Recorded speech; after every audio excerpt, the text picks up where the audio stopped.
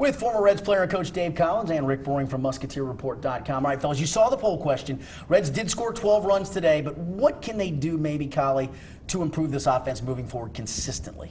I like Devin Mesoraco up in the lineup. He hits well in the clutch, and what I like about what he does is he thinks from a catching standpoint when he's hitting. He looks to me like he looks for pitches to hit with men in scoring position, and that's smart. He's not up there looking just for a fastball to hit. He's looking for what he thinks the pitcher's going to throw in certain counts, and he's able to deliver.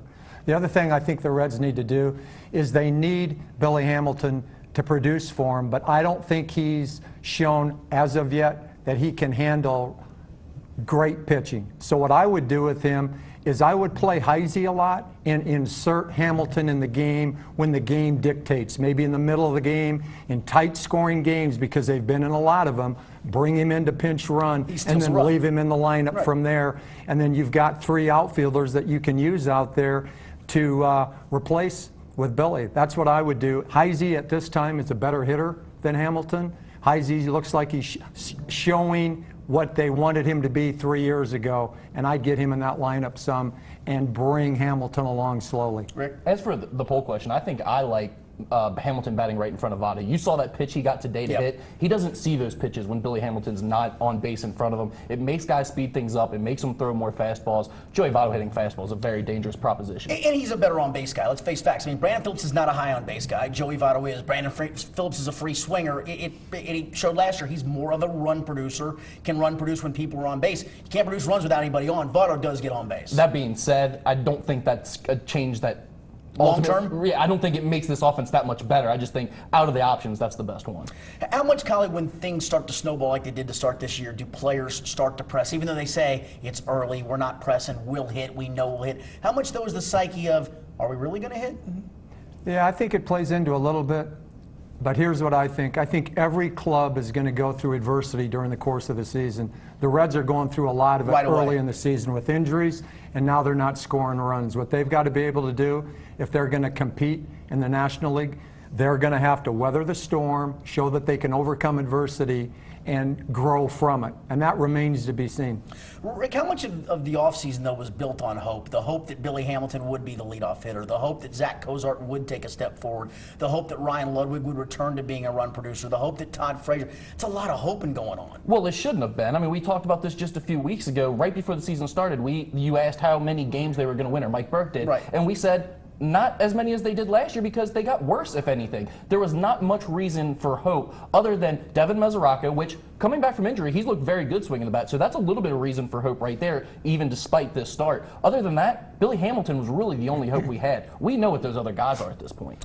We got news today on Matt Latos. They say it's not as bad as it could be. It's not going to require surgery in his arm. It's 10 to 14 days before he can start pitching again. I'll start with you, Collie, on this. Over-under for when we see Matt Latos actually make a start this season. I'm going to set it at Memorial Day, and I'm probably high. But you know enough about this stuff from seeing guys go through these injuries. I'll set the over-under. We won't see Matt Latos until after Memorial Day. Over or under? I think you're right. I think it's going to be a while before we see him. Rick? Well, we talked about this before the season started. We said which injury was most devastating before the season, and I said Matt Latos because we didn't know what it meant going forward. Now it's led to another injury in his forearm, which you don't know if they're related, but you tend to think they may be, and we really don't know if he'll be himself when he gets back. He's already missed so much time. Collie, we've seen pretty good starting performances from just about everybody. Homer Bailey had a little bit of a rocky one, but Simon's been good. Cueto's been really good. Cingrani's been solid. It's probably too early to ask this question, but I'm going to ask it anyway. At what point, when you have a staff doing their job and hitters aren't doing their job, does it become us versus them? You know what? It plays into it just because the pitchers are going to pitch different, because they're going to think if I give up 3 runs, I'm going to get beat. So it does come into play. What I think the Reds have to do is they have to look at what their identity is.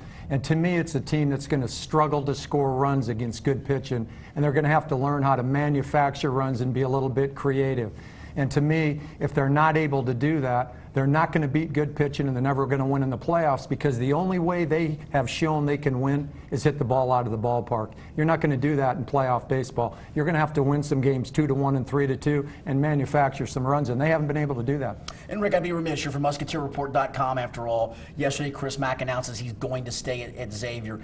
Were you surprised though there was a flirtation from him towards Cal? Obviously, Cal was interested in him, and his name's going to keep coming up if they keep having success. Did it surprise you that it maybe got as serious as it sounded like it got? No, it didn't. I mean, he was pretty serious about the Wake job, and ultimately that just wasn't a job that was anywhere close to being good enough. Cal was a little bit better, still moving across the country. I still don't think he's gotten the right offer, but he's definitely interested in other jobs. But I do think you have to give the Xavier administration and Greg Christopher some credit for recognizing that Chris Mack holds all the chips right now. Absolutely. He has the leverage. He has the highest ranked recruiting class ever in school history coming in. They need to retain him at least for the next year or two. And last, I mean, were you surprised that he resolved it as quickly as he did, that he didn't let it go on a little bit longer? No, because Cal was going to ask for an answer. Yeah, they had to have an that's a good answer. point. They had Eric Musselman on the line waiting. They interviewed him twice, so they were ready for it. So they had to have an answer. Guys, thanks very much. Dave Collins, former Reds player and coach, and Rick Broering from MusketeerReport.com.